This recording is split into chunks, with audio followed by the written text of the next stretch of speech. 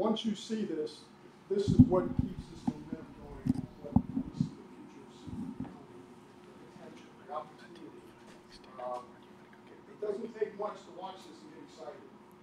So I just can't thank you enough for being here, and thank you guys for all that you've done.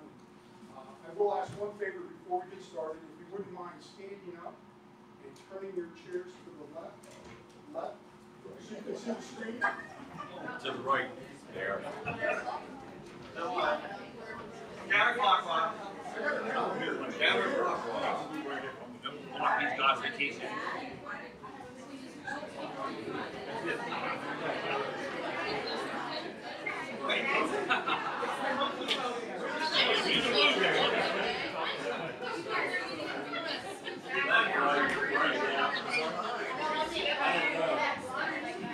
Just sit here.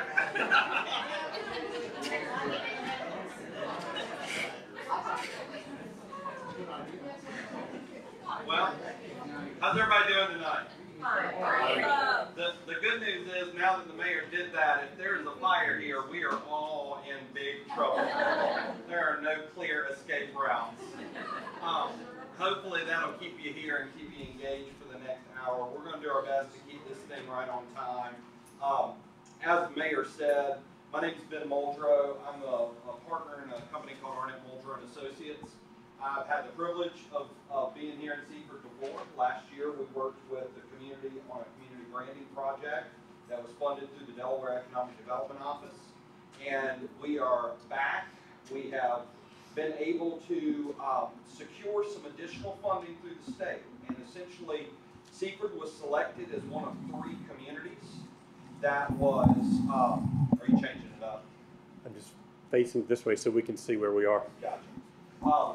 Seaford was one of 3 communities that was selected to take advantage of a USDA grant to fund what we're calling a conceptual vision plan. And I'm joined tonight by Tom McGilloway with Mahan Reichel & Associates. And I'm also joined by Randy Wilson in the back, who's moving my computer around. And he is the owner of Community Design Solutions. He's based out of Columbia, South Carolina. Tom was looking at landscape architecture and urban design. Randy is a recovering architect. He's worked with Main Street communities all over the country. So we really have kind of taken a holistic approach. For those of you that participated in the branding process a year ago, you know a little bit about how that worked. It's a 3-day, what we call a charrette process. And as you can see, we kind of adopted a very similar process over the past 3 days. Everything that you're getting ready to see was created since Tuesday. And I get to kick it off with the most boring part of the presentation. So I want to talk a little bit about what we heard, what we saw, and then I get to kick off kind of the first point of the 4-legged stool as we talked about. If you were here on Tuesday night, many of the faces are familiar. I'm sure you joined us on Tuesday night for the public input session. I think that one of the things that we heard loud and clear is there's a lot of excitement in Seaford right now. There is, I think it's fair to say, cautious optimism. Is that a fair way to say it? It's like, I'll believe it when I see it mentality. I can kind of get that. Been there, done that before. A lot of exciting plans, a lot of exciting images floating around. But then there's also still this dynamic of, well, until it actually happens, we've heard really good ideas before, but we kind of need to see this stuff actually happen. We heard a lot of concern that anytime anybody builds multifamily, they're concerned it's going to turn into subsidized housing. They're just convinced that any multi-unit is automatically going to be Section 8 before it's all said and done.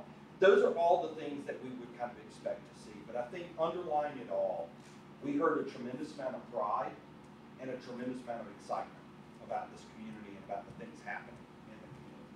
Now, some of the things that we saw and some of the things that I always like to highlight from the team itself. As I mentioned, Randy's born and raised in, he was Louisiana, Mississippi, now lives in South Carolina.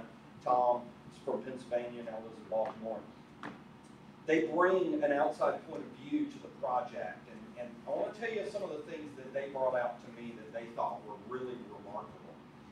First of all, The historic architecture and the collection of architecture that exists along High Street was very impressive. I got an opportunity to take Randy around to some additional parts of the community, and you know, once you cross over the bridge and you see some of the historic homes as you head out towards the country club, I think was really helped to kind of see. We took them up to the industrial park. We took them to the high school. One of the things that was really remarkable was the dynamic, just the physical dynamic of how Seaford connects to the river. Both connect and disconnect. You have this, what we call an urban grid, just means you've got streets that cross in a way that does not always end in cul-de-sacs. But because of the topography, you have these overlooks to the Nanticoke River. You have a grid that literally stops right at the water. And that was pretty interesting. It was something that we were really excited about. Some of the other things that we noticed was we looked at Gateway Park. Gateway Park is this absolutely beautiful amenity that is trapped in an island of fast-moving traffic, with people that seem to think that you are odd if you want to cross their paths. One of the exciting things that we kind of dug into as well, and I was telling the mayor about these earlier, we downloaded the entire collection of what are called Sanborn maps from the University of Delaware. Sanborn was an insurance company, and what they would do is they would go into the community and they would map all of the footprints of the buildings. And just to kind of orient you, as you can see the river, this is where Gateway Park is now, and this is where we are. Now, at the time, this was the Sussex Hotel. This dates back to 1910. And Colburn Hall was right here. Now, if you know anything about history, before the Sussex Hotel was the Colburn Hotel. And the thing that's kind of interesting was the way that High Street was oriented. If you were standing in the middle of the High Street, looking this direction, your vista was terminated by this grand Sussex Hotel. So we were able to kind of look at how Seaford evolved over the past 150 years. These maps date all the way back to 1885. So we're able to see on between 7 and 10-year increments all the way up to the mid-30s how the buildings change, how the industries change, how the growth of oyster houses and engagement with the river, and then water treatment, and then the power plant. We're able to see that evolution. And understanding that evolution really helps to inform the vision moving forward as well. Because this has always been a community that has been tied to the river. But because for so long that river was actually an industrial corridor, it served almost the purposes that an interstate might have. Over time, the community began to turn its back to that interstate. Just like today when you see those big walls going up between communities and interstates. And everything that we're trying to do now is to turn back around and re-engage and reconnect with the river. So what we've done is we've tried to organize this plan into 4 main points. And you know that the plan is going to be a good one because we were able to find verbs that all started with the letter E. That means that everything was extremely well thought out, let me tell you. So we're going to start by exploring the market. It's all well and good to draw pretty pictures, but if there's no money there to support it, then it's pipe dreams. So we're going to talk a little bit about current market conditions. Then from there, we're going to move on to enhancing the old. How do we preserve and take advantage of the assets that we already have in the community? And then in the third section, we're going to look at embracing the new, making sure that new development and new growth in the community amplifies the quality of life that we love instead of creating a completely different place from the place we're familiar with. And then finally, we're going to come around the bend with empowering the community and implementing the plan. So, as I said, I get to kick off the kind of boring part, exploring the market. If you're a numbers nerd, you're going to love this. But I want to just give you a very brief overview. First of all, I want you to know the study area that I looked at was a 10-minute drive time from City Hall.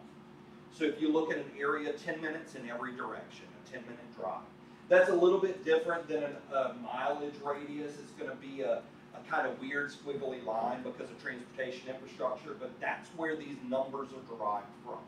10-minute drive time is a very, very logical local market. People that are 10 minutes away are going to, in theory, frequent you often.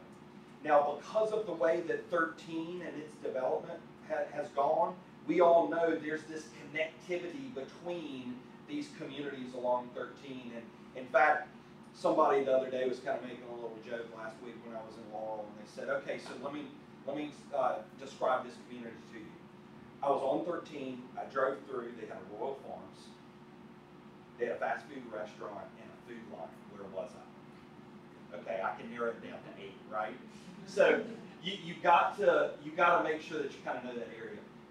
So with this area, with that 10-minute drive time, forecasted growth over the next 4 years is 4.5%. That's outpacing the national average by an entire percentage point. On top of that, your average household income right now in that area is $58,000, and it's forecasted to grow in the next 4 years to $63,000. Now, even though that average household income is slightly lower than the national average, we would absolutely expect it to be because of regional economics. Your growth and your household income growth is outpacing the national average. So again, very good numbers there. Now, the next area that I'm going to talk about is an area that we call retail leakage. And retail leakage gives us the opportunity to compare what the stores in that region sell compared to what consumers in that exact same geography spend.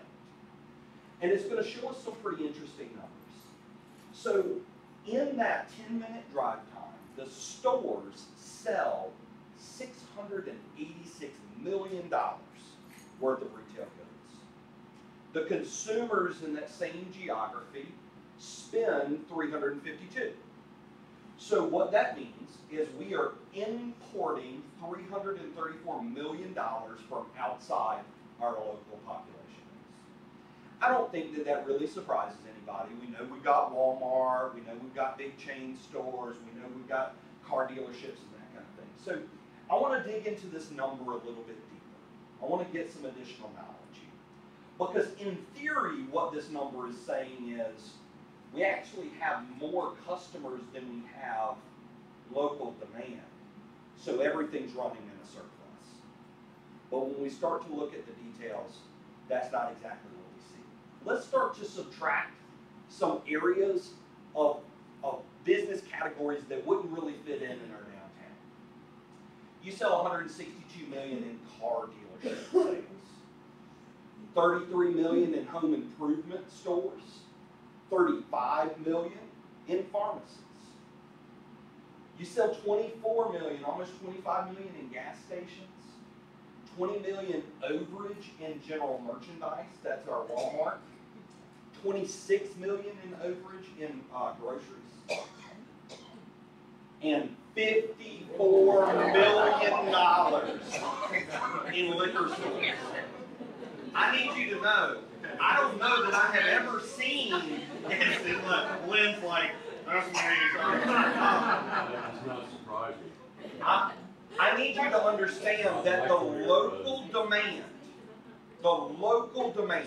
in that 10-minute drive time is roughly $3 million. Yet the stores are selling $54 million. So Say that again. the local demand is about $3 million, yet the stores are selling $54 million. So we know there's some tax dynamics and all that kind of stuff, but when you start to look at those categories I just named, and you remove them, all of a sudden this retail market gain goes from a $334 million gain to a $22 million loss.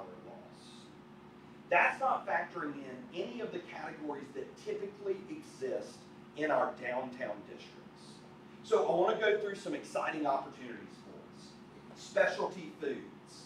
In a 10-minute drive time, we're leaking over $1 million If we expand that drive time out to a 20-minute drive time, almost $3.5 million in specialty foods. Specialty foods can be a lot of really cool categories, and I don't want to hurt anybody's feelings, but I know how a lot of times I feel like I say specialty foods, and people in the audience think crunchy granola. Like, that's not me. I don't shop for that kind of stuff. This can be a butcher. This can be an artisanal bacon maker. You know, it's all the kind of stuff that doesn't fall into a typical grocery store. Clothing stores. $4 million in clothing stores. Now, this is a really good number. Okay, 4 million is a really good number.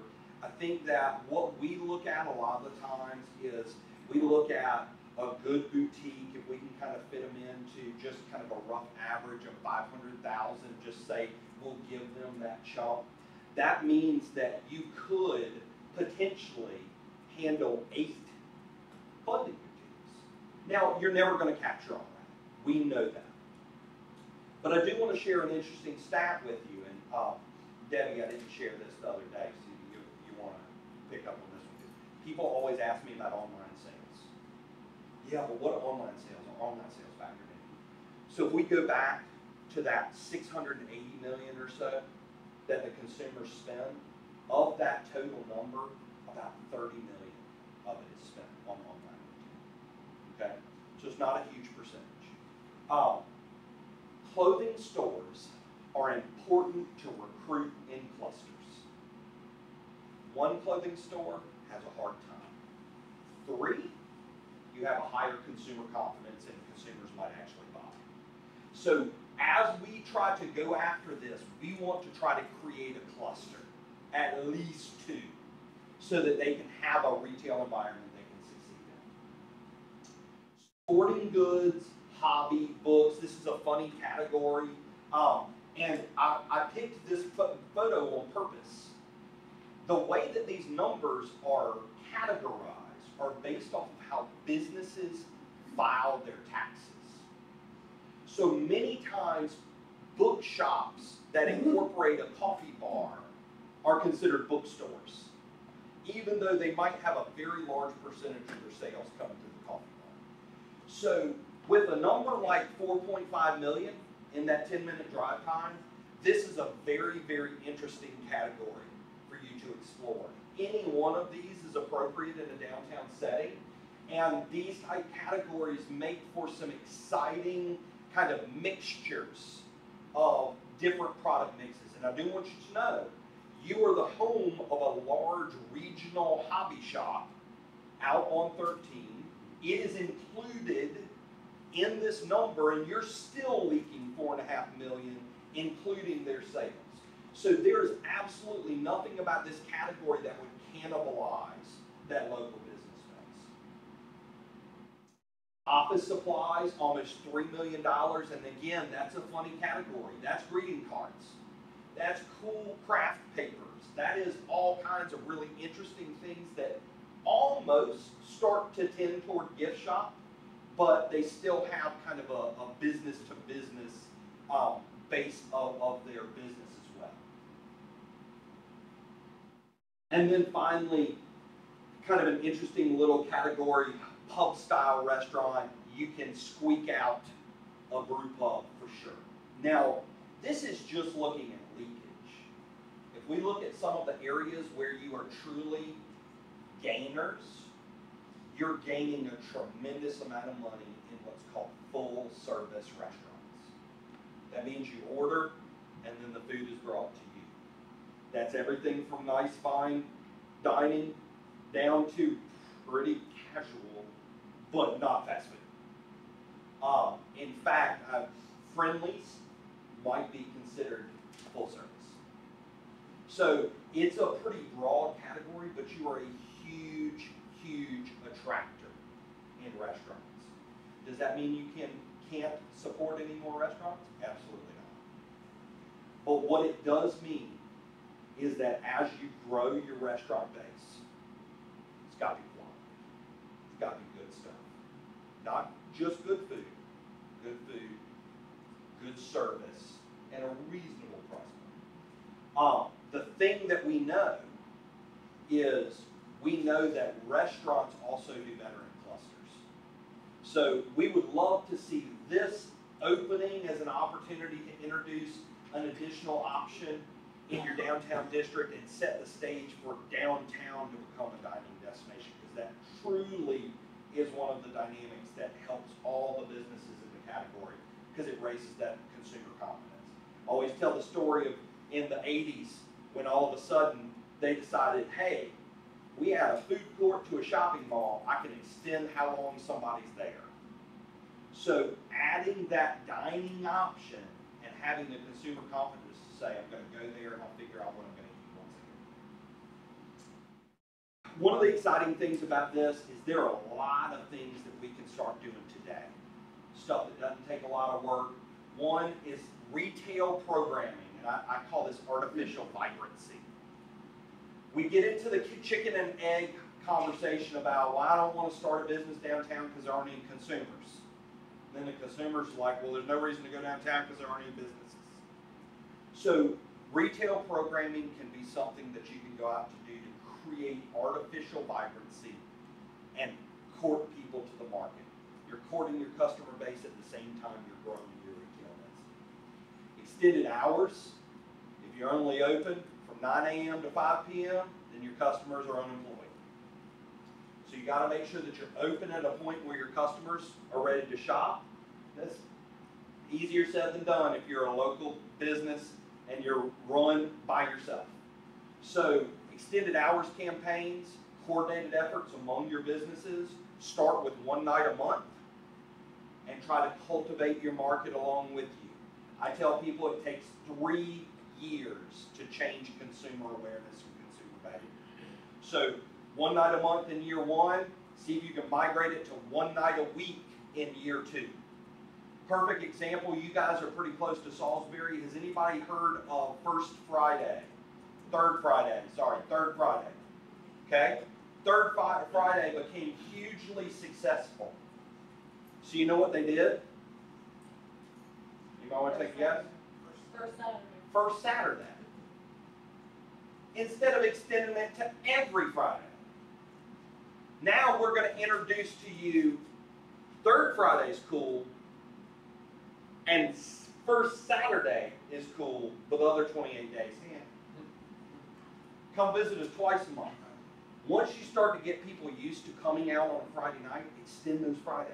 Try to get every Friday to be banging, and then start looking at another night. So it's all about consumer awareness and consumer behavior. Customer service training. Believe it or not, customers like to be treated well.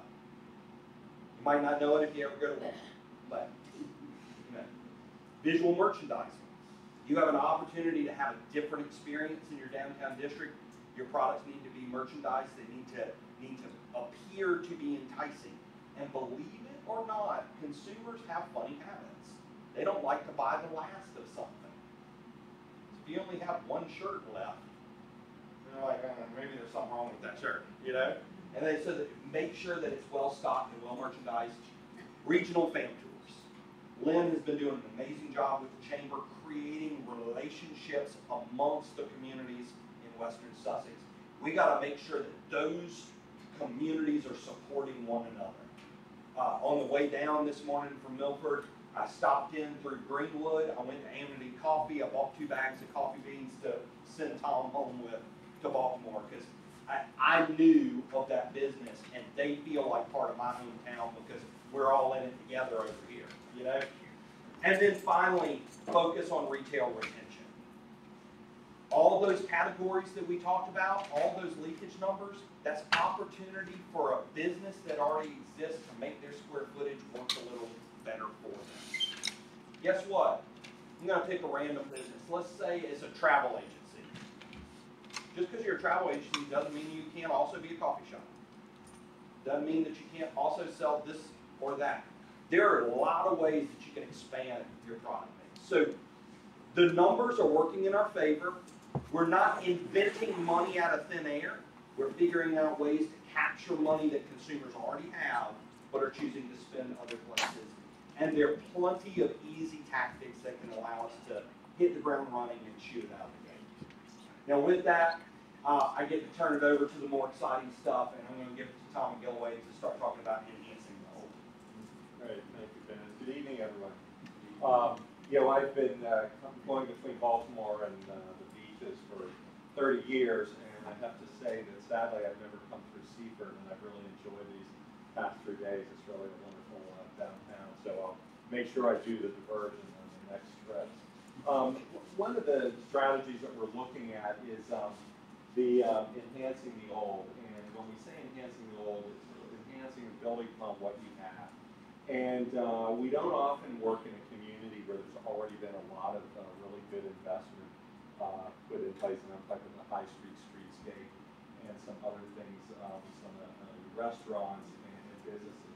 So I'm going to be referring to this map, this overall plan, just for reference. The paler color buildings are existing, the darker red are proposed or potential buildings, and so I'll be referring to that throughout.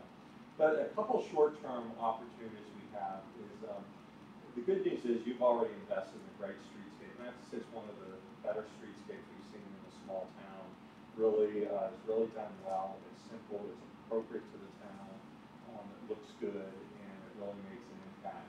But I notice some of the trees declining, some are dying, things like that. So I wanted to talk about some opportunities as trees die and they have to be replaced.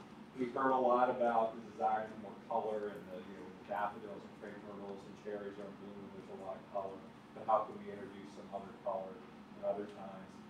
Activating the public realm. How do we get more activity? One of the things we heard the other night was, we'd like to see more people on the streets or outdoor dining, or just people a place to gather, whether it's in a coffee shop or outside in the park. And there's opportunities to do that with what we call pop-up parks or parklets. That's taking temporary parking spaces and converting them into a park for a period of time. And then we also have an architectural character guide. These are all things we think can be done over the short term. So with streetscape enhancements, I'm going to focus on High Street. Again, we're not coming in to say you need to redo the streetscape. You already did. It's really excellent streetscape. It's well done. A couple things that we wanted to point out, though, it was that we were lucky the past couple of days. It was fairly warm, and as you're walking around in the sun without shade, it can get pretty warm. So one of the things we're thinking, as some of the trees die, you might consider at some of the main intersections introducing some larger canopy trees, keeping the smaller ornamental trees on the mid-block, but just occasionally getting some larger shade trees to cast some more shade on the sidewalk area. This is an example. This is one stretch where there are some larger shade trees along there. You don't need a lot. It doesn't have to be along the whole length, but just a couple, cast some shade and add some variety. But like I said, you did everything well. You have I really want to commend you in the crosswalk. You have a lot of crosswalks marked along High Street. And that's a recommendation we make over and over again in communities, especially ones that want to be more walkable and promote walkability. So that's really wonderful what you've done there.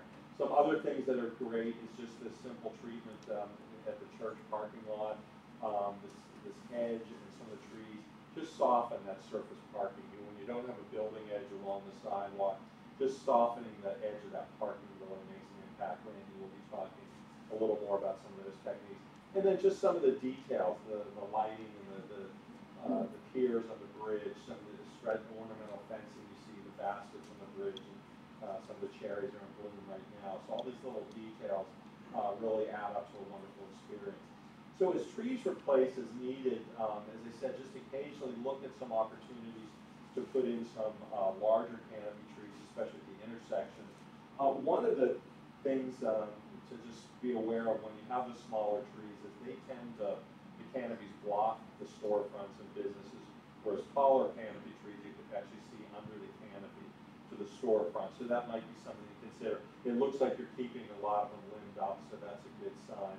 But again, you see just another area where there's some larger oaks in here, and especially in the warmer months, that makes quite a bit of difference. So that's a recommendation that we have. Would also say we know there's some, one time all the planting areas were planted with flowers. Sometimes they're stolen or they're hard to maintain. I think that's something that, again, working with property owners and volunteers to maybe help out with those efforts. And the whole street doing that can be pretty overwhelming. So what we'd recommend is maybe you focus at just those key intersections again, or in front of properties where maybe you can have a partnership with a business or property owner that would agree to help water or things like that, to start to introducing some color back into it. Randy will be talking a little more about some a flower basket program some other communities have done to get some color. The other idea that came out the other night was it would be wonderful to have some outdoor dining. We had a wonderful meal at Bon Appetit the other night. And there's a vacant property, a lawn in front of it. Now, that's not their property, but there might be an opportunity to work with that property. Is there an opportunity to do some temporary outdoor seating along there, or even out along the sidewalk, or in place of a couple parking spaces? Outdoor dining, this is the area, especially in the past couple of days, having some outdoor dining would be wonderful. And what is great about outdoor dining, you see the top left, the umbrellas, even if no one's sitting at the tables, those umbrellas are an advertisement that, hey, there's activity, there's a restaurant, there's a place to eat here.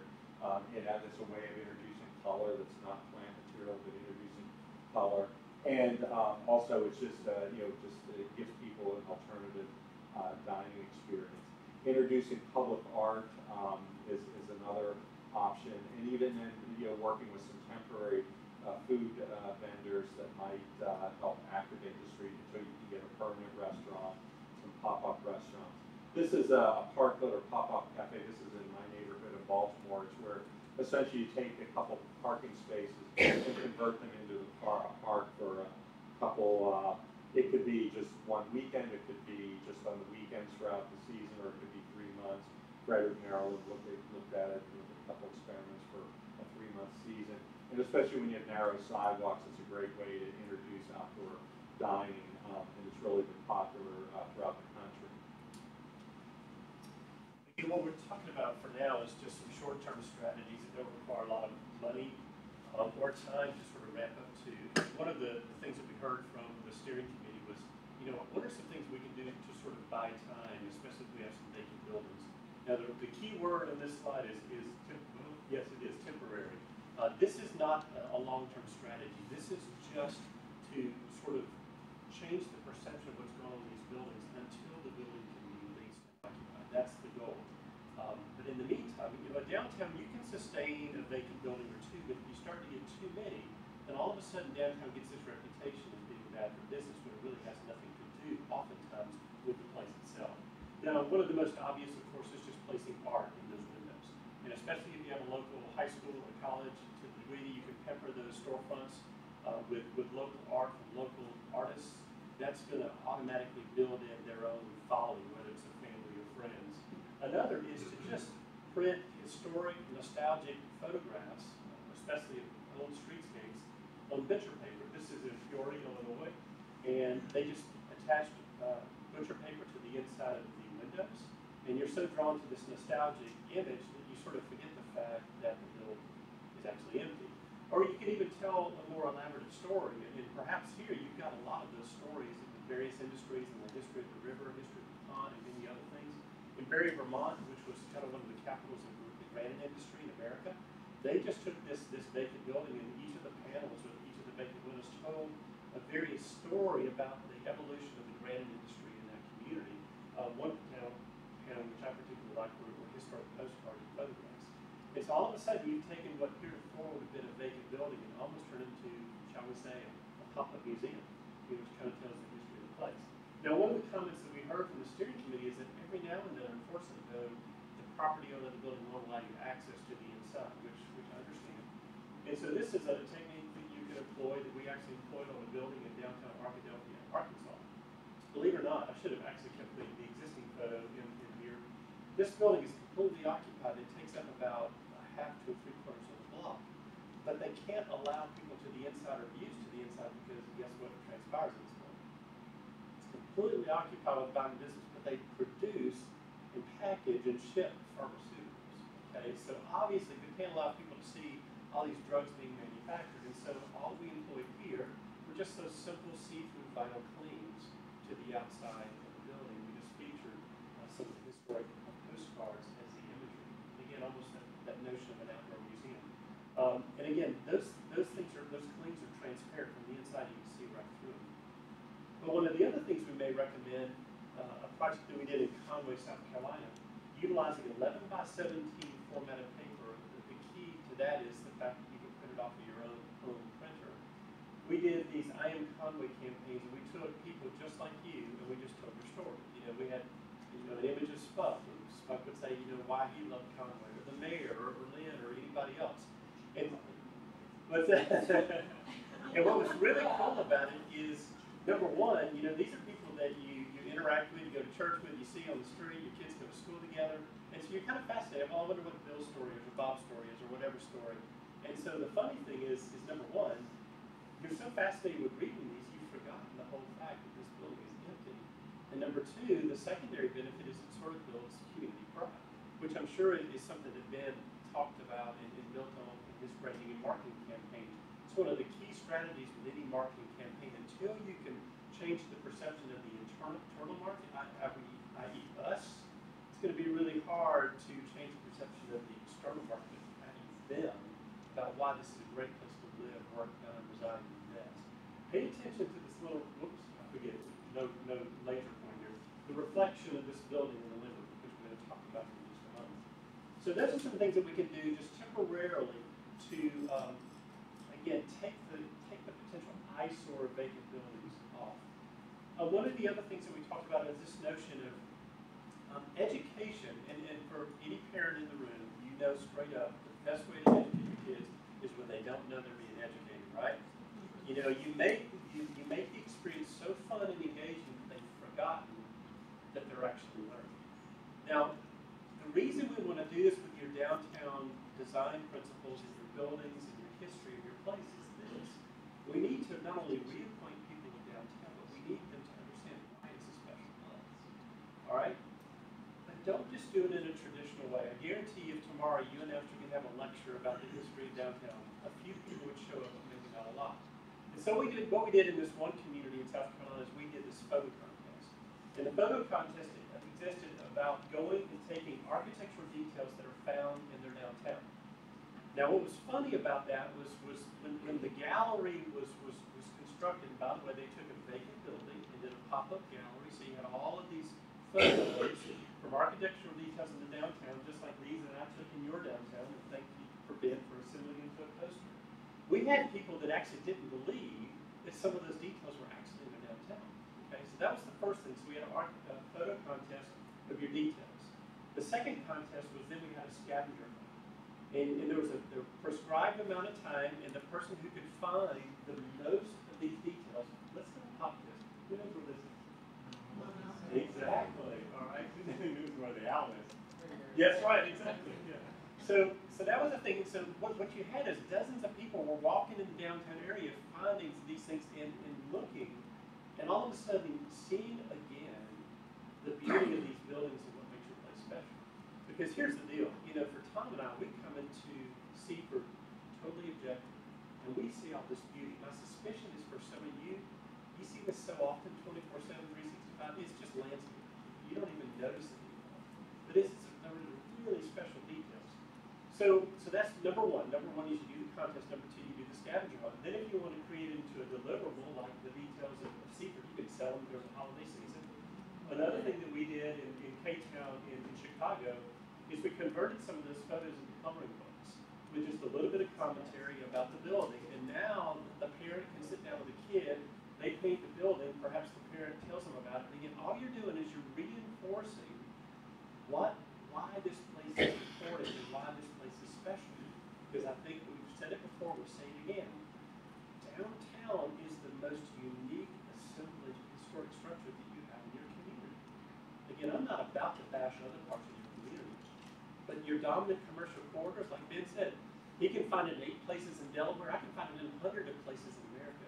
But the layout of your downtown and the architecture that resides here, it exists in one and only one place on the planet, and that's Seaford. So we need to take special care. Well, one of the ways that another community really highlighted that was a really rewarding project that Ben and I did in Central Kentucky. This is back when we were young. Then. But anyway, so we got to this place called Greensboro, Kentucky, and we were waiting to do the downtown tour, and we're like, so when are we going to start? Just wait. Yeah, but we need to get our work. Just And about dusk, you can kind of see it turn dusk in this photograph. A couple of high school students walked up, and then a couple more walked up, and then even more walked up. And so then, the students were actually the ones who did the downtown tour. And I can see this either with the Historical Society or a design committee who probably already has copy for a historic walking tour. You know, the paragraph about this house became the paragraph that this student memorized and would say when they were there. And so, in other words, the students were the docents on the tour. Now let me just be really honest with you. Just like my kids, there were a whole lot of, so like, in this building, there was like this really cool guy, and like this, you know, there were a lot of likes, you know, there were a lot of ums, there were some whatevers, but at the end of the day, could an adult have done a better job? Probably. But to utilize the power of what they pulled off, they've ensured the stories about what makes this place and their buildings and the events special have been passed down to the next generation. And so again, to the degree, I would imagine these kids like my kids, they have to have a certain body of community service hours. So let's re-engage these kids about downtown. They probably have no idea how to study this stuff. Actually had one walking tour for the 150th. Is that right? Last year, yeah. And we got kids involved and did it. That was perfect. Terrific. So now we want to take it to the next level. Those are sort of what I call sort of your soft educational things that reacquaint people with downtown. But I do think at some point in time, you're going to need to codify what makes this architecture special. Long term, this is a short term recognition. Long term, I would encourage you to develop some highly illustrative design guidelines so that when all of this development starts to occur, to quote Dan, you ensure that it occurs in a manner that's in keeping and respectful of your history and your architecture. Okay? But in the meantime, here's a tool that you may want to employ. And we just call it either an architectural or a downtown design guide or style guide. This is one from Saddle and Strings, Arkansas, and it just talks about common sense elements that make downtown unique. Because a lot of people, they know downtown's different, but they don't know why it's downtown. And this is just a clue book that leads them there. These are examples from some work I did on the island of Dominica. Like, all of these roofs had a very specific shape and form, and it had a purpose, and it had to do with window. Work we did in Pineville, Wyoming. We just talked about the evolution of the storefront. And again, we aren't telling you what to do or not do to do. We're just telling you this is why your buildings look the way they do, and why your downtown is so unique.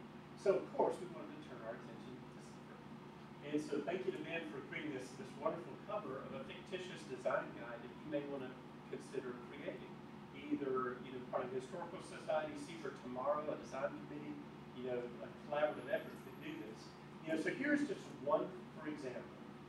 One of the issues that makes your downtown so unique and so enjoyable is the fact that you created this very pedestrian-friendly environment.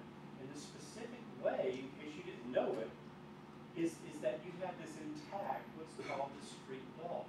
It is created by the fact of these successive buildings that all are beside each other. And that creates a very comfortable environment for the pedestrian to walk. Studies have shown in downtowns where there's a gap, people may walk past that one gap, but if you get to a place where there are a lot of gaps, guess what they'll do? They'll turn around and go back in the other direction.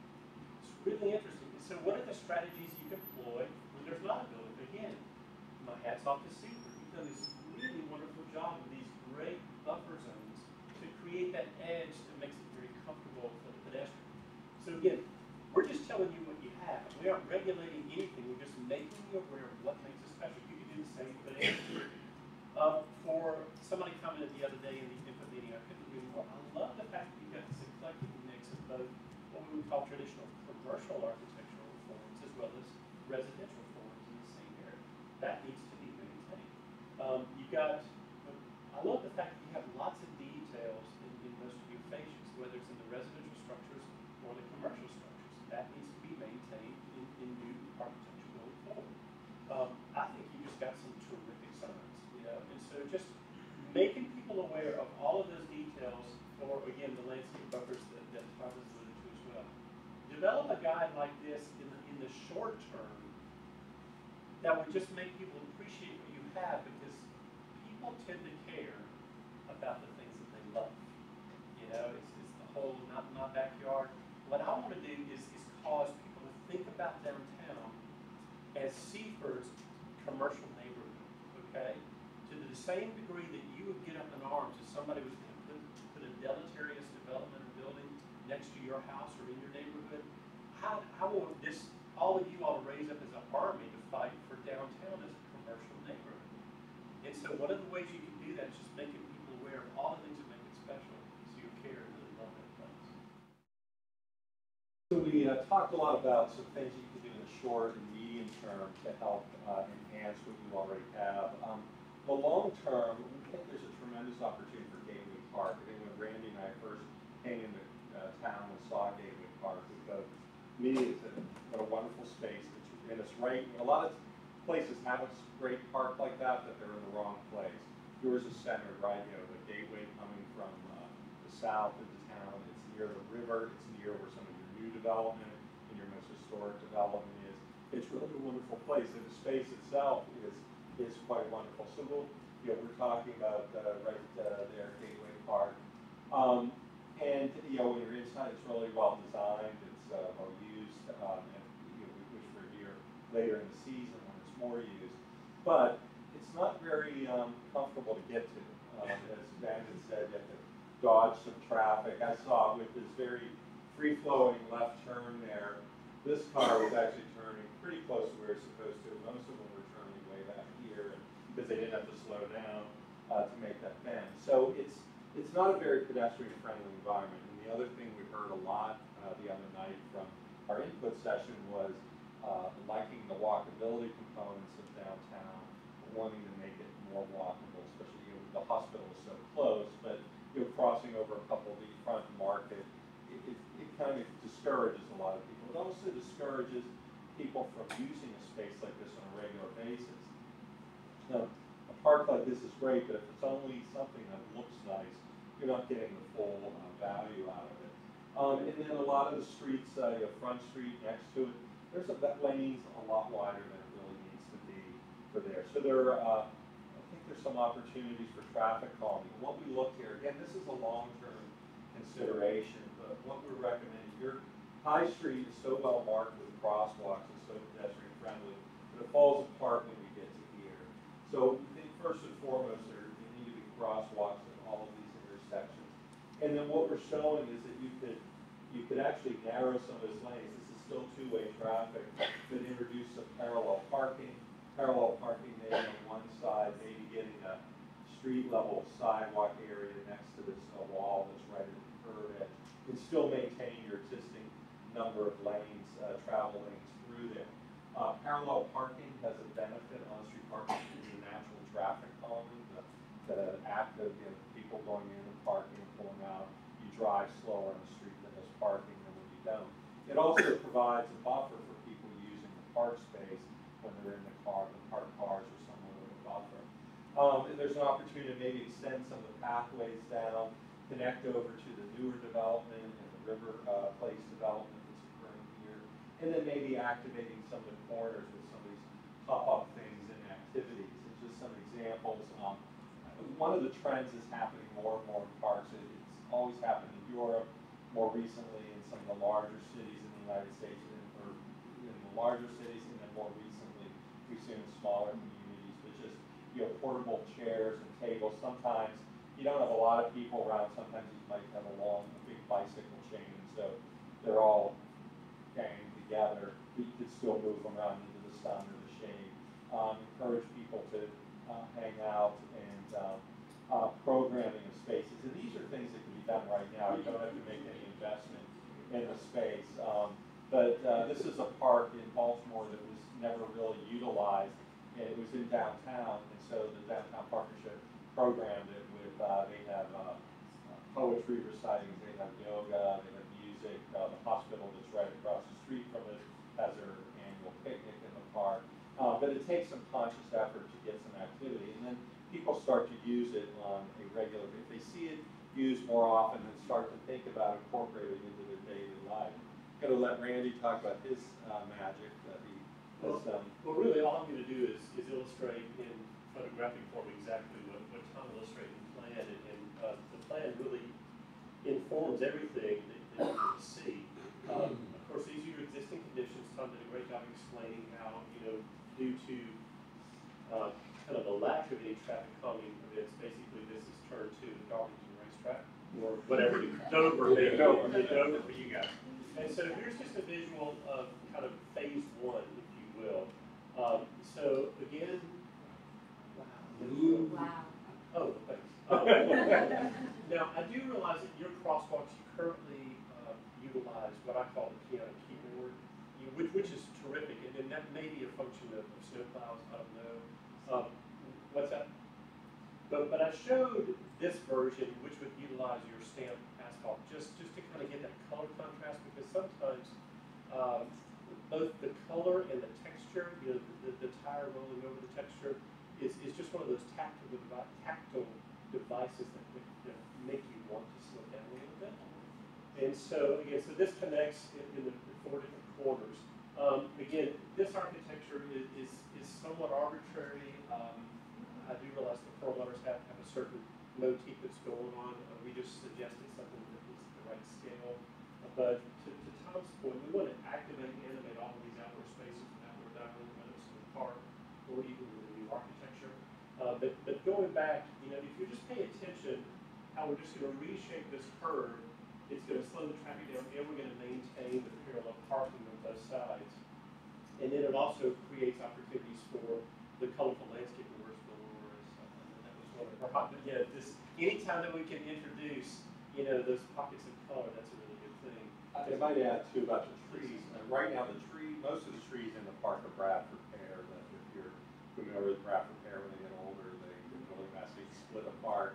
So we're really starting to introduce some canopy trees with some oaks and things that really get some height on, cast some broad shade, and would really make a significant impact. It will be several years before they're mature as they are in this perspective, but we think that could make a real impact. Yeah, it's amazing what seasons can do for a photo, right?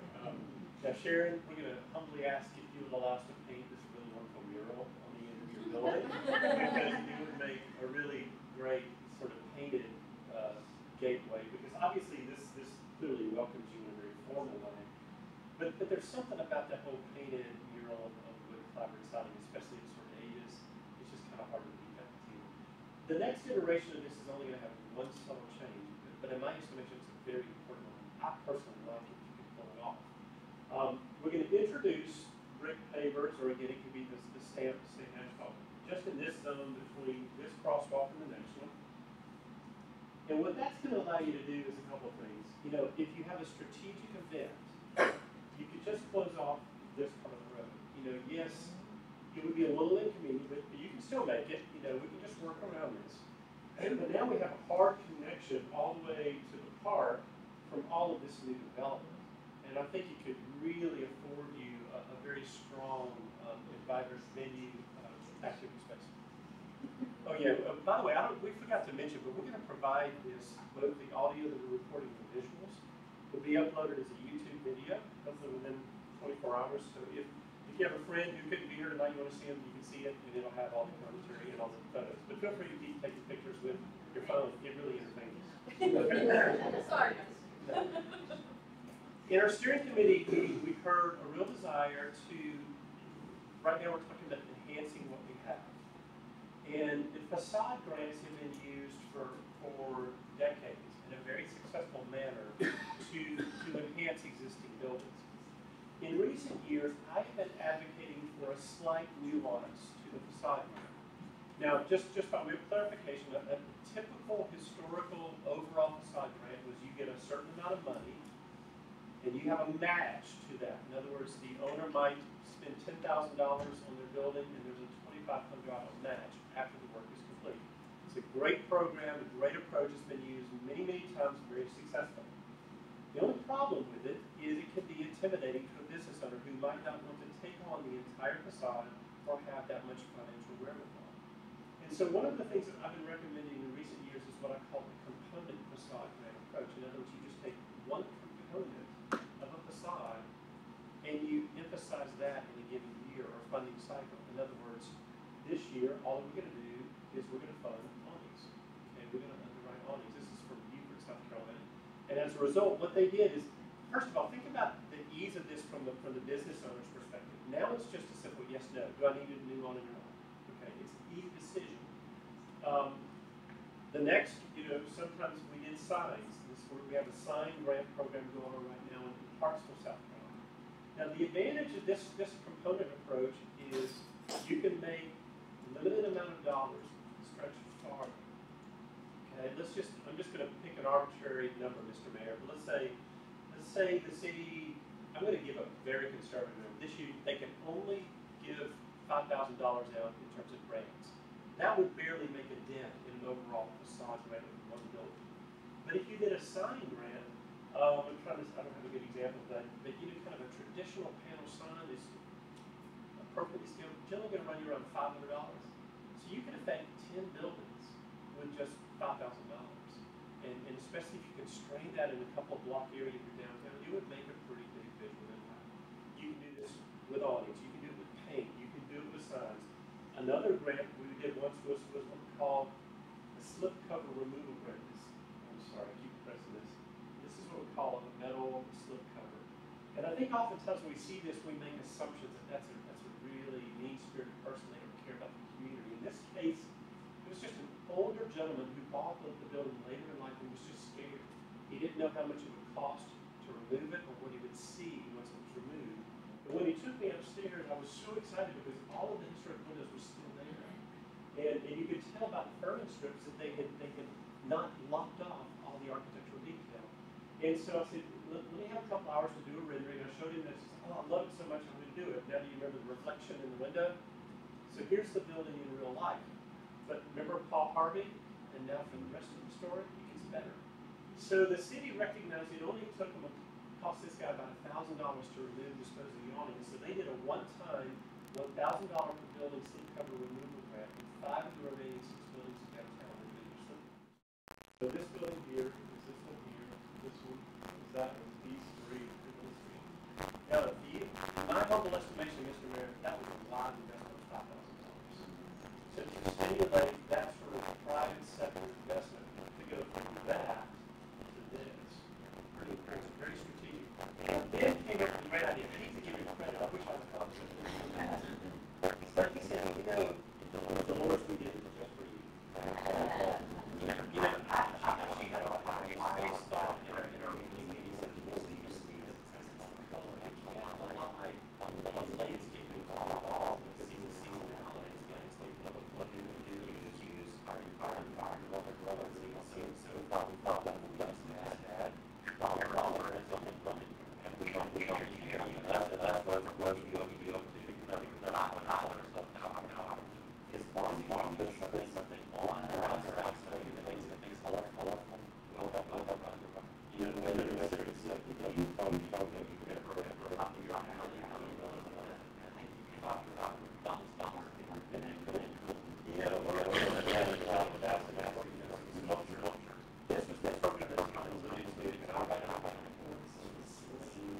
Michigan, they had a single test of sponsors from our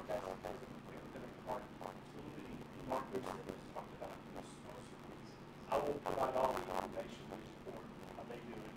Underwriting the cost of colorful umbrellas. I'm with Tom. I can imagine, a little senior outside going out to eat. These colorful umbrellas would really make an impact in the downtown area. Another one, we're going to kill 2 birds with 1 stone on this one.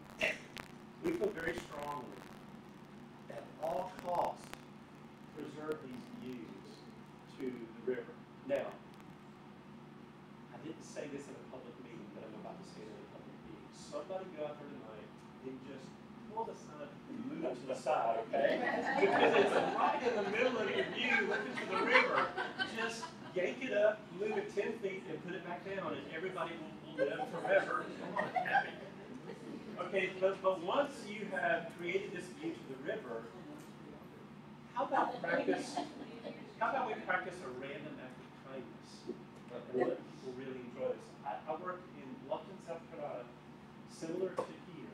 It overlooks the main river, and people just of their own accord went out and put these Adirondack chairs on. And you can see they decoupage Bluffton is near, Bluffton bus, and it was just, they just put it out there for people to enjoy. So I'm on this street. But let them take advantage of this color grant, buy some nice Adirondack chairs, and really enhance and make people appreciate the views of the river from above. Yeah, that's great. You'd have to do that. It looked great. So, Cranberry Hill, correct? All right, I just want to illustrate the power of a paint component grant on this one. I love this little charming building. I hope you all love it too. It has a sweet little paint job that needs a facelift. And so this is just showing the impact of paint alone. I mean, yeah, she did live it and put a new awning in there. This would just convert it to a more monochromatic yellow and green scheme. Just to let it have a little bit better relationship with the adjacent architecture. But then after you graduate long-term to an over-office site grant, there is no substitute for buildings going from here to here.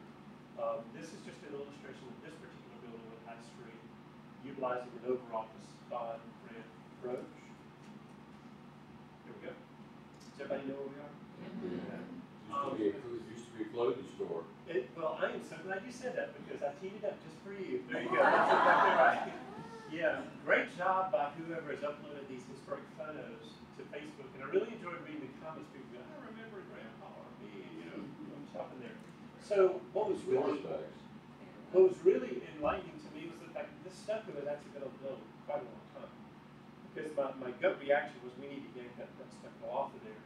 And so instead, we're just going to yank off what I would consider to be the inappropriate architectural additions of the past, namely the shingle. And again, I don't question how that occurred. I'm sure it had a purpose and a reason over time. And then we're just going to simply infill within it a two-bay storefront because they're two. What they want to do is preserve one side for current professional office uses and the other for retail use. And so this is what would happen if we just reconstructed a wood storefront, a retractable awning. But again, we're just going to leave off the stucco. We're just going to pull the wood off and expose the brick. And I think you've got a fairly decent little transformation with a simple side grant. And now we're going to talk about the things we're going to do in the long term to take you from good to great. So the new things, the long term, it's really exciting to see the private investment that's occurring along the riverfront with what's being under construction now, as well as some additional. We talked a lot the other night about the new residents and the opportunity to attract more business here. That's appealing more restaurants for those residents, but also for the people that are already living here, for all of you. And then, but the need to make sure that development connects to your downtown and really relates to the downtown, and not that it's isolated. So we think there's a real opportunity with all these developments. So we have the let me get back one. So we have this is what's under construction now. This is another phase of residential, and then this is the further. You might have seen the drawings in the store window. This is Water Street and Pine Street right here. And then we also have some properties along front. The city owns some on Market that we just wanted to put forth some ideas for those as well. So we have these wonderful opportunities. They're all very in close proximity to Gateway Park, where we talked about making some of the enhancements. So this is the current concept that was shown for the I guess what they were calling the town center portion of this development. This will be some residential mixed use, some shops that interface with Pine Street. We think it's very important that those buildings, as they interface along Pine and connect up to High, that they really reflect the character of High Street, and Randy's going to talk a little more about that later. The plan takes advantage of the slope and the grade here. There's a two-level parking structure here that you can access the lower level from this side, upper level from that side. But one of the things that when we looked at this, we had some concerns with was, we talked about this wonderful opportunity for Gateway Park, and throughout the world, the real estate around the park frontage is some of the most valuable real estate, because you have the benefit of the amenity of the park, but then also that development around the park helps to activate the park and keep eyes on that park space. So we think it's kind of unfortunate to have parking fronting onto that park rather than an active use. The other thing is Randy talked about those wonderful vistas to the water. This can be a really exciting space, but it's pitching that vista a little much. And so what we wanted to consider was, and this would take some cooperation with some multiple property owners and the city, but we think it's an opportunity really worth considering. One is looking at, is there an opportunity to do some land swaps or a relationship with the property owners in there, so the parking could be developed in the center of the development, not on the street, and then opening up the sites along High Street and Market Street for development. So you're really getting that active development along the street edges, you're animating the street edge, you're taking advantage of the park, putting eyes on the park and fighting for the street. And this would be a more efficient parking. There'd be a lot more parking that could be achieved here, but it's pretty much hidden from view. We've seen this arrangement worked in a lot of communities where city and the different property owners partner together and work out agreements to sharing parking spaces and reserve parking spaces for whatever their particular uses are. The other thing we're looking at is maybe there's an opportunity as this goes into further design, just pull those buildings a little further apart. Maybe this one becomes a little larger, something to open up a wider view shed through there to the river, and really taking advantage of that view from High Street to the river, maintaining that connection.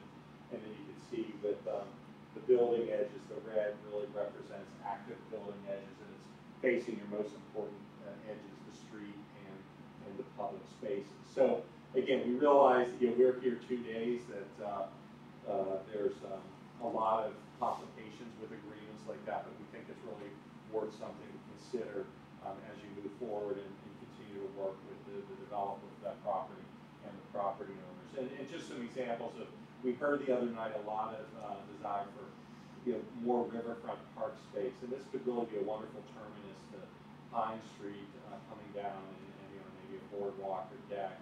Maybe that's animated with some overhead string lights, but really celebrating that connection to the river there.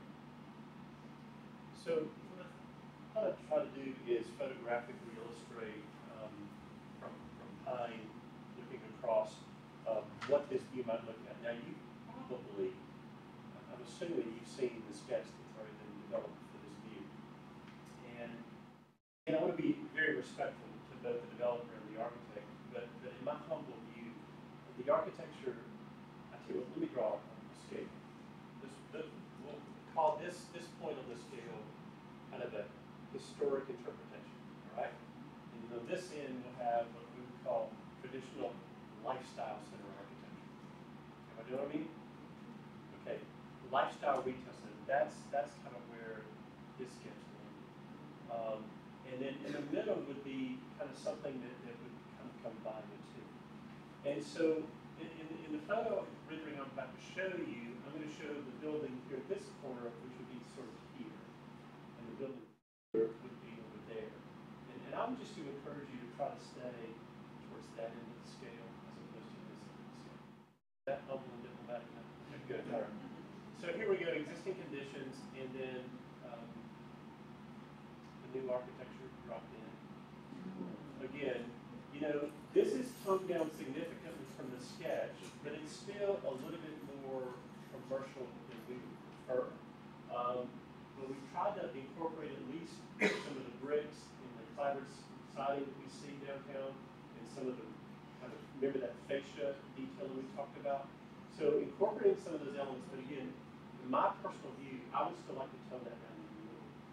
This is what I would call a historic interpretation. It's not trying to pretend it's historic, but it certainly borrows a lot of historical references. The materials are absolutely 100% contemporary, but they're assembled in a way that I think are a little bit more respectful to your architectural heritage. So again, this is what the sketch is out there now. This building is in the middle. This is over here. I would encourage it.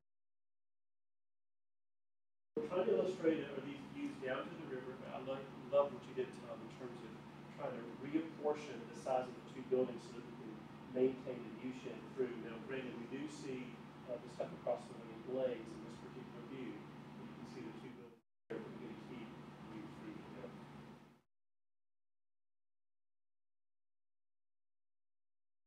And we have some other development opportunities or maybe longer term.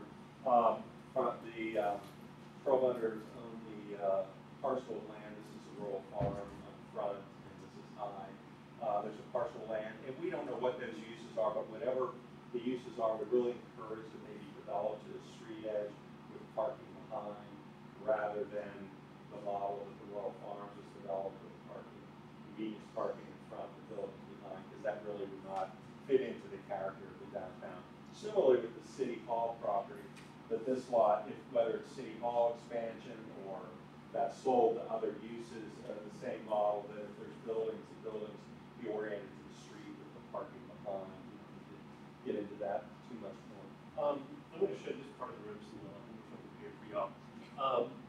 A while ago we talked about an architectural character guide as kind of a soft way to educate people about what makes it special. But when you start getting the amount of development that you're currently slated for, I would strongly encourage you to put some design regulations in place. But when you do, make sure they're highly illustrative and they take a can-do posture. In other words, no one likes to read text about the proportion of the windows to the opening shall be 2 to 1. What does that mean? You know, show me a picture. Okay? Moreover, create your guidelines in a highly educational manner. You know, what I would encourage you to do, what I did for Aiken, South Carolina, is I took just a continuous strip of photos of the buildings. Do this same thing for downtown Seaford. Just ask common sense questions. What's the dominant building materials down here? Brick or wood siding? Okay, therefore, thusly, in new construction going forward, what should the materials be? Brick and wood siding. Okay, up on the top of the bluff, what's the typical height of the building? 2 stories. Therefore, thusly, what should new construction up on the bluff be? 2 stories. What's the dominant window style? Okay, you just these common sense elements. And then go to the next slide. And once you've just allowed the people to participate in the process, it won't feel like something is being imposed upon them. And then instead of saying thou shalt not, include tons of photos about you can.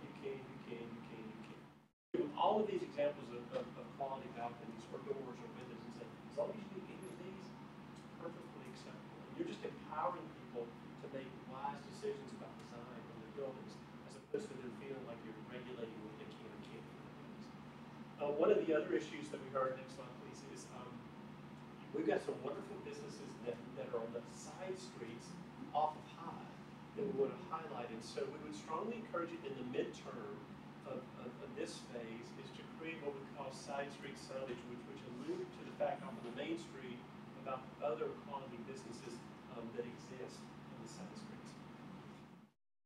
Randy, can I ask a question about this line? Yeah. Yes, you may. The merchant signage, is that in other cities, is that usually purchased by the merchant and funded and underwritten by that, or is that? It's a combination. Okay. The best scenario is, what I would encourage is the city, as a part of their wayfinding sign campaign, and I've seen bids designed for that, they would install the panel and the post. And then if the merchant wanted to be highlighted, then they would purchase the panel that you can see they're just bolted at the ends. Yeah. And that way there's both an element of consistency, and both parties have buy-in. And not only that, but regrettably, sometimes businesses go out of business. And so it's a simple matter of removing a panel and adding a panel back. And that's how it's kind of a collaborative effort. We do something similar in the industrial park for just that. Perfect. Yeah.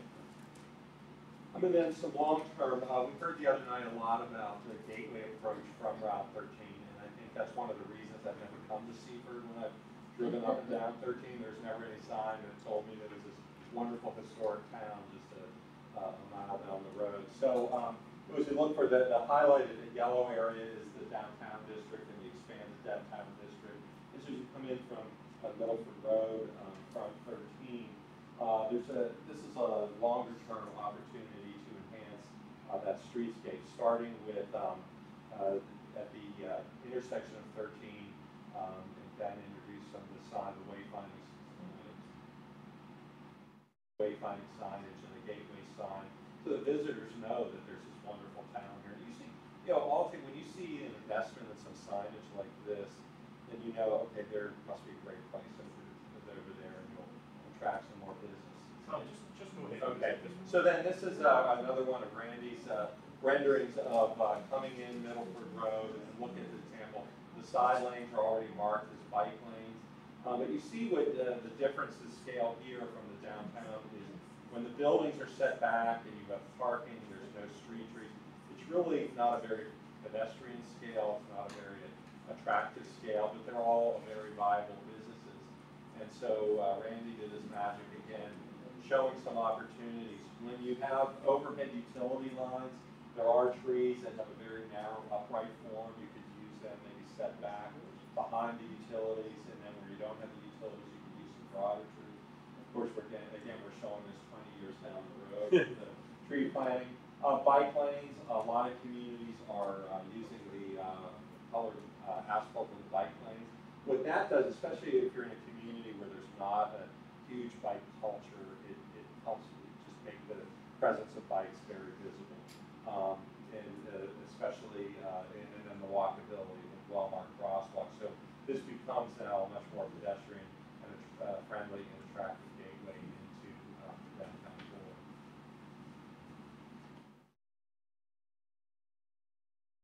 All right, guys, and we got an hour left. Kidding, we're coming around the bend. Pretty amazing. They did all that stuff in essentially 2 days. Hopefully you saw some stuff that's pretty exciting. I want to just go through and kind of wrap this up. I think that we've talked a little bit about the economy. We've talked about wrapping our arms around all the things that we have and preserving those things, and then also making sure that as we move forward, that the new additions to this community enhance the community and truly become part of our fabric instead of creating these pockets of difference. But I think one of the big things, I just want to kind of echo some of the stuff that we talked about during the branding process. And since we've gone so long, I'm going to go through pretty quick. Those of you that played a part in the brand statement and going through that branding process, I'm not going to read it tonight because we've gone a little longer. But this whole idea of constantly reminding your community why it's great. You've got this fantastic story. We landed on this idea about the perfect place to start, whether we're starting a business, whether we're starting a family, whether we're starting an adventure, starting a vacation. We really are so perfectly positioned in Seaford to take advantage of all of our assets, to help us to realize our own vision, our own future. You all have done an amazing job in the past, 9 months, to start to roll this brand out. Randy was making fun of the ugly banners in the community that I designed that y'all made, because he always likes to get a little jab in every now and then. As you consistently tell your story, people start to connect the dots. And connecting the dots, I think, is something that is very, very important. If we don't connect the dots for people, and if we don't use visual connectivity to really kind of force it down their throat, they're going to continue to say, every time you say, I live in Seaford, they say, oh yeah, those DuPont jobs. And the time for that is past us. We have got an unbelievably bright future. And we need to be armed with being able to tell all those stories of everything that's happening now. One of the things that we want to introduce again and kind of just reiterate that idea that you've got this rich, rich history. You've got a kind of a culture of ingenuity, that agricultural kind of connection to the land, and you just have a long history of finding solutions to problems, and not normal solutions, Seaford solutions, and that's a cool dynamic. You have a very strong focus on family, and then this long-term success truly ties in with connectivity. You have many, many organizations and groups that are making the community better. Let's make sure we're streamlining. Let's make sure we're working together. We're partnering. And I think one of the big things that we want to introduce tonight is the idea of moving forward. We need to help people connect the dots with all these things that we've seen tonight. So what we want to do is we want to brand the plan. We want to give you an identity so that every single time you have a meeting, every single time you celebrate a success, every single time a new business opens, every single time a new project cuts a ribbon, we're wrapping all those together. And we wanted to present this as the heart of Seaford. This is the heart of Seaford plan, one vision, one special place. It is all about carrying this community forward and creating and achieving destination status. Now, this is not changing your brand. This is a new addition. This is something that you didn't have before. This is a simple communication tool. This might appear on a meeting notice. This is never going to appear on an ad. You know, this is internal. This is for us, so that we really know everything that's going on. I urge you to continue to utilize the branding as you incorporate new events. We've talked a lot about strategic events in your downtown, activating the space. Use this brand system so that you teach people how to come downtown. One of the biggest things that we need to have happen, phase 1 and 2, construction's happening. The byproduct of that construction should, in theory, be new residents downtown. We have got to convert those new residents into new customers. And we've got to convert that new customer base into a new, denser retail base in our downtown.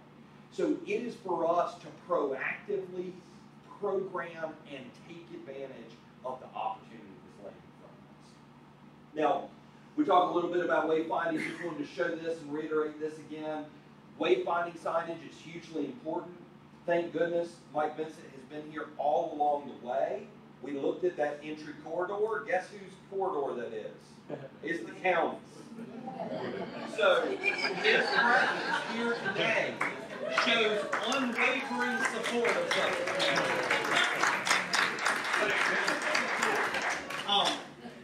I think that one of the things that we all know, obviously, we know that we've got those things that we have to deal with. We know we have multiple jurisdictions. We know that we have those. But to be honest with you, relationships in Sussex County between towns, relationships between organizations, and relationships between the towns, the cities, and the county government are as good as they have ever been. So now is the perfect opportunity. And when you look at the kind of financial investment that is happening in downtown Seaford, it only makes sense. It's time for us to look at our welcome mat. It's not good enough just to clean the bathroom. You got to clean the whole house. So those are things we know we need to focus in on. We need to continue to focus on partnerships. I will tell you, every single time I have come here, I continue to be impressed. I'm not sure whether you guys put on a good show, but you act like you get along. And it's a pretty remarkable act if that's the case, but continue the communication, continue the partnerships. The byproduct of this, and we are moving very quickly on this, the grant funding is has a pretty tight deadline, so we have a deadline of getting a report back to you pretty close to the end of the month. One of the things that is going to be included with that, this report might be 60 to 100 pages. Most people are never going to read a report that big. We're going to simplify the entire report down to one page. This is the page that we created right up the road in Milford. We call this a strategy board. In this strategy board, we are going to highlight those 4 main focuses. You remember the E's? You know, the exploring, the enhancing, the embracing, getting that stuff together. We are going to put all of the short-term strategies, the things that we want you to tackle in the next 18 months. We're going to list those by category. And then guess what? I'm going to come back down here. I'm going to meet with all those groups that were on the partnership page, and I'm going to make somebody say, I'll be responsible for that. And then in 6 months, those groups are going to get back together with that one page, and they're going to give themselves a grade. A, we did it. C, we're working on it. F, we didn't do it. And then we're going to reevaluate and set an appropriate time. This strategy board will carry us through to realizing the vision of each one of those 4 primary strategies. It will give us areas of focus from now for the next 5 years. It will give us the tools that we need to be able to start to eat this elephant, as they say. And the great thing is, you have got private sector investment right there. You have got folks who have said, we believe in what Seaford can be. We just need to continue to work together, and we need to continue to make sure that this ship is going in the direction that Seaford wants it to go. So with that, we've kept you for almost an hour and a half in an hour meeting, so I appreciate your patience. I appreciate your attention tonight. I'd like to open it up just for a couple minutes for questions, comments, thoughts, anything like that, and then we want to get you on your way because I hate to keep you from dinner any longer. But thank you so much for your attention, and now it's your turn. Any thoughts? Anything stick out? All right, let's go. Let's get Spot.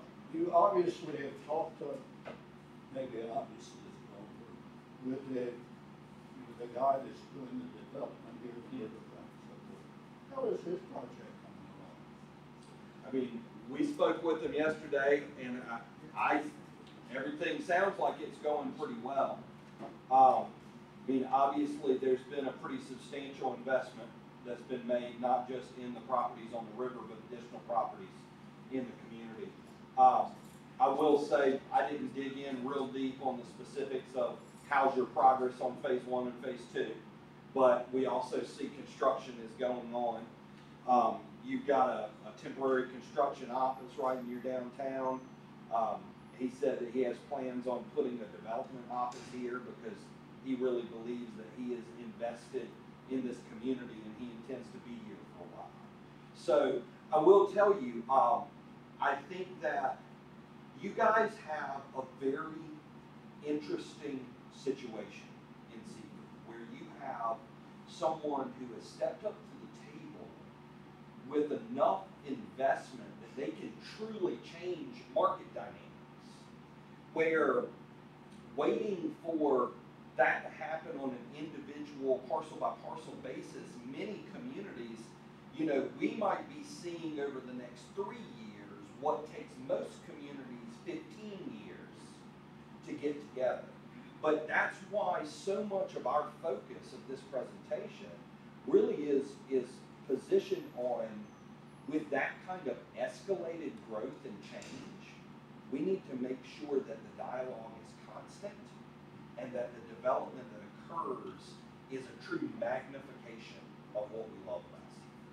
But I will tell you, I've met with the developer several times on multiple projects, and I really feel like there is an interest in making sure that they're trying to do what's going to be best and it's going to work. And I'll tell you, we had an interesting conversation, and you were here on Tuesday night, had an interesting conversation about why are these units rentals instead of condos. And as we dug in, some of the things that I thought might be the case ended up being exactly it. It's like, you know what? A property that I could sell in 2016 for X number of dollars, if I do everything I say I'm going to do, I can sell it for a lot more in 3 or 4 years. So the fact that we see it as rental on the front end is actually an indication that the developer believes in himself and what he's doing, because he's not trying to offload it on whoever will buy it. He wants the people that are renting to live there. When you have a renter, there's never been a person out there that has rented for investment. That doesn't exist. So when you have a rental property, you know that number of units is going to have that number of residents. He's creating activity on the front end to help drive the rest of the development. So I got a lot more comfort with that conversation that we had after we kind of dug into it. Any other questions, thoughts, Lynn? Then I think one of the concerns that has been kind of in a lot of our minds is financing. And so with this plan, I guess my question is, will there be some guidance and consulting for financing some of these projects through grants and other things that we can do? Yeah, there are some things that we can easily tie into and make recommendations on. There's some, with me being up the road, feel free to reach out. A lot of times, creative financing comes with true creative solutions based off of each and every project. I think that one of the biggest things that I will say, Lynn, in response to that is I want to give an admonition back to the community. When you have such a big project that's going on at one time, believe it or not, it could give an opportunity for a community to get a little lazy.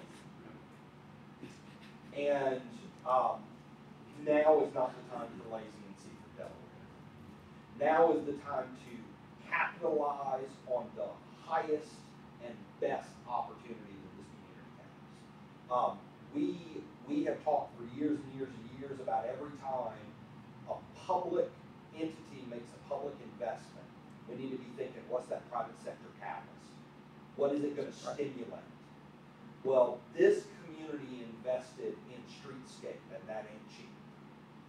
And now we're starting to see interest from the private sector, and we need to make sure that it's not just somebody going like this with a snowball. We need to make sure we're getting behind it and pushing it down the hill so it gets bigger, grows momentum, and truly changes market dynamics. The thing that we will see, that we have seen, is, as you know, financing and funding is an emotional arena. And if they don't give you money, then they'll give you money. And if they won't give you money, ain't nobody gonna give you money. You know, so the fact that there's a lot of stuff happening in the market will change the emotional reaction to the market. And so I think that bodes well for us.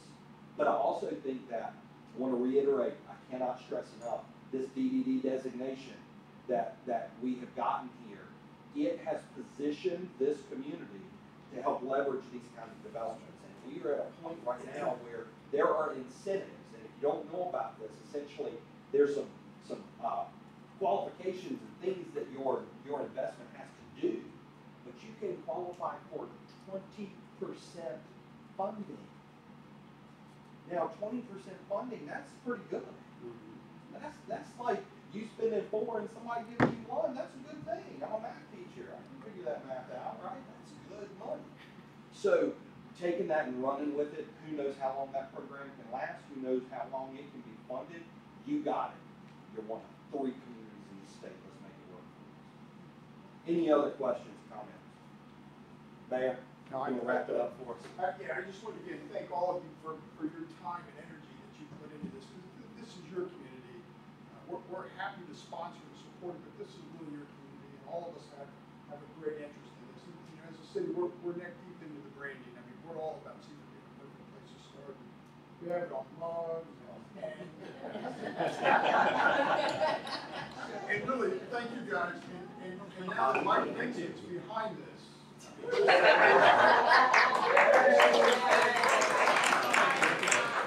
send you a picture of the check and all that. But really, I want to thank these guys really for what they put together. It really helps us see the vision and the future of Seaford. But thank all of you for yes, ma'am. I just wanted to correct myself and maybe help you along. Mike Vincent is ahead of it because he's getting on down to downtown. He's in the head, he's in the lead. In the lead. Right? All right. Well, really, thank all of you for your time and your input. We appreciate it so much. All the council for being here. Thank you guys.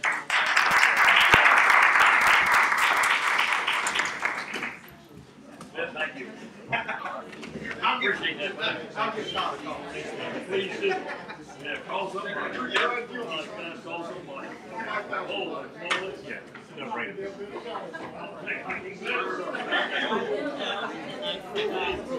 Say something.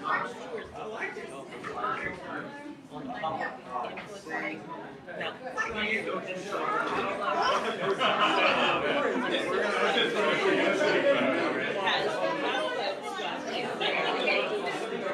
That'd be cool.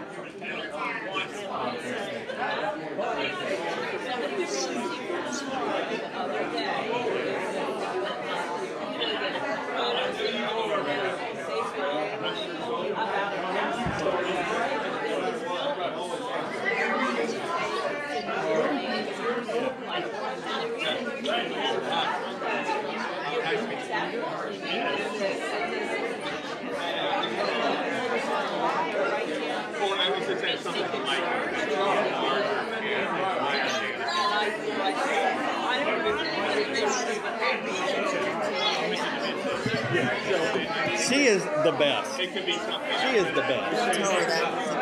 I know. I gotta put up with her.